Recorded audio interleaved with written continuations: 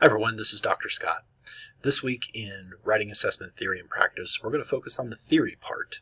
We're going to read scholarship by folks in writing assessment that have focused on ways to reimagine how we go about assessing student writing. We're working mostly with theory.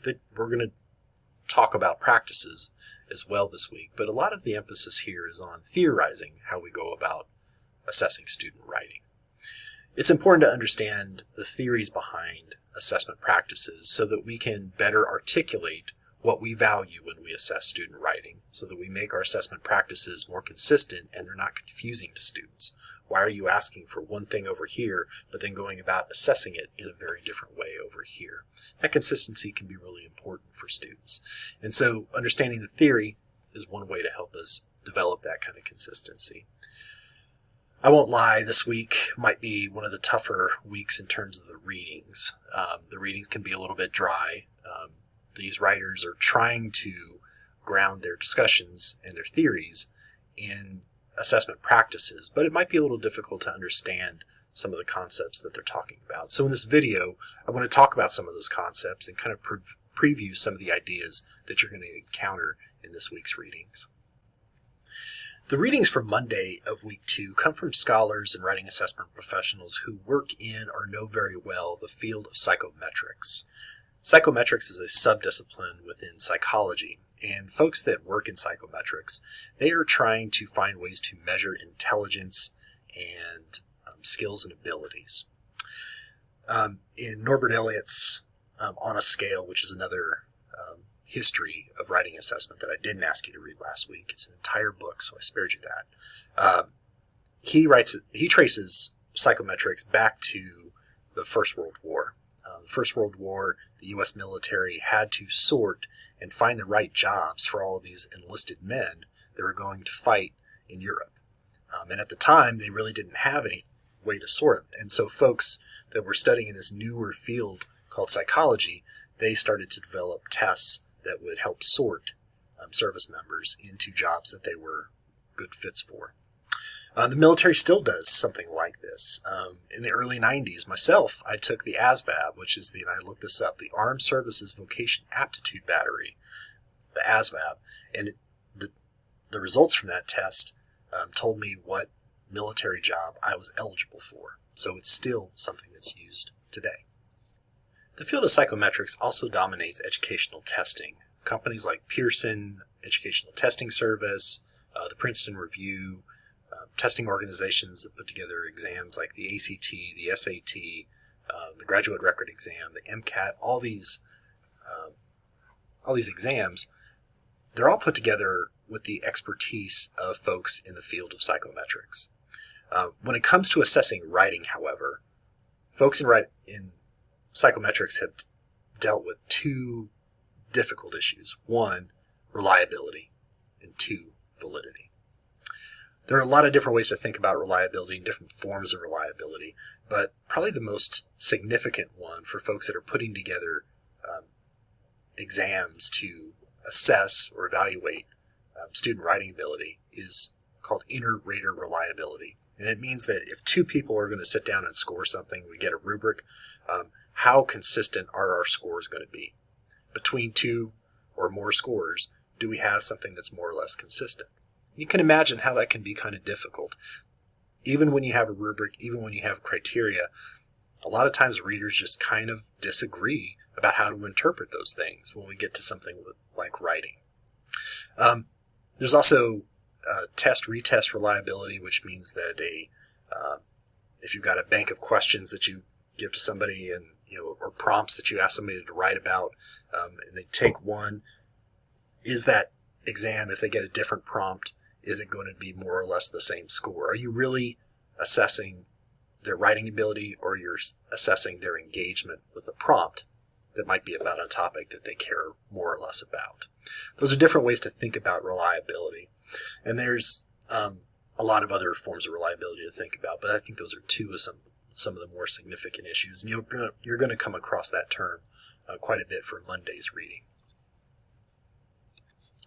There are also several forms of validity, but at the heart of validity is this: a test should measure what it's built to measure. Face validity is the degree to which an instrument on its face measures what it is you want it to measure. And content validity is the degree to which an instrument covers the content of a phenomena you wish to measure. If you think about writing, this can all be pretty tricky. If we value a writing process that is recursive, so in other words, somebody can draft and revise and go back and forth between those processes like most writers do, you're going to have a really hard time arguing that a timed writing exam or a multiple choice test even is going to measure actual writing ability. This is the reason a graduate director at a graduate program I applied to said that she wasn't too impressed with my high score on the graduate writing exam. She said that score told her more about how many bathrooms I had in my house growing up and less about my writing ability. And she's right. A lot of studies have been done that have correlated writing ability with socioeconomic factors or scores. They've correlated scores with socioeconomic factors. Folks in psychometrics, and particularly those who work for testing organizations, have tried to deliver and are continuing to try and deliver cost-effective ways of measuring writing ability. Folks in writing assessment, and particularly those that are closer to the classrooms, writing program directors and folks that teach writing and study the teaching of writing, they push back and they say, this is not something you can do quick and easily, and often those scores that you're generating for students, they have a lot of long-term damage. They pigeonhole students in unfair ways. Testing companies have pushed the use of algorithms and machine scoring, but folks in writing assessment circles have called into question the validity of those methods. Probably my favorite example of this is Les Perelman. He used to teach at MIT. He created something called the Babel generator, and Babel stands for Basic Automatic Bullshit Essay Language Generator, and it created essays that use sentence structure and vocabulary words that were more highfalutin, I guess, that would get scored higher by tests like the ACT or the SAT.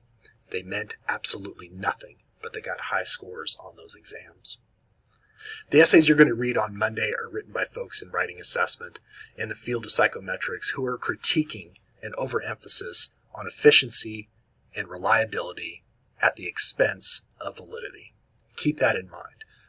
They're pushing back. You're not going to read much by folks who are defending the use of psychometric practices or overemphasizing the use of reliability. These are folks that are pushing an emphasis on validity.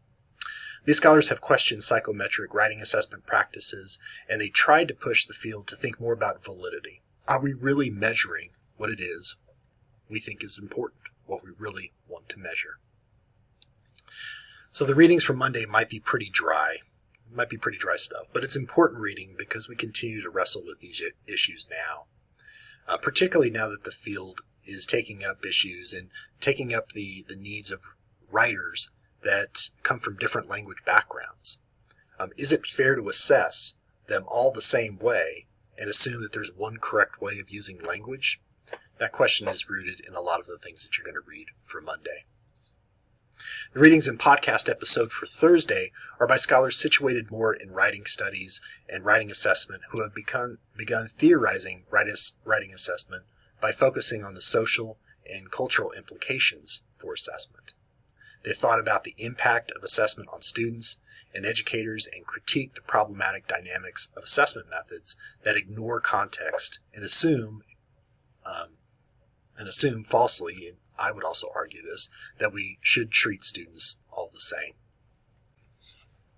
This week's readings are tough, so reach out to me if you got questions. Use that Dr. Scott AMA button that's on the left hand of your screen to ask me questions about the readings if you're feeling stuck. On Monday, the discussion board post is going to ask you to take a look at a writing exam prompt that we used to use here at Shawnee State. It was a timed writing exam for developmental writing students. And I'm going to ask you to critique it based on what you learned from Monday's readings. For Thursday's discussion board post, I'm going to ask you to reflect on what those readings might have meant for, or how they might have connected to your experiences as a writer, as a student, or if you've taught, how they might have impacted or changed how you went about assessing. So that's what's going on this week. Again, it's a little bit some tough readings, but hang in there. It's important stuff and you'll need it later on in the class. Make sure that you reach out and you ask questions. But that's it for now. I'll see you guys on the discussion board. Bye.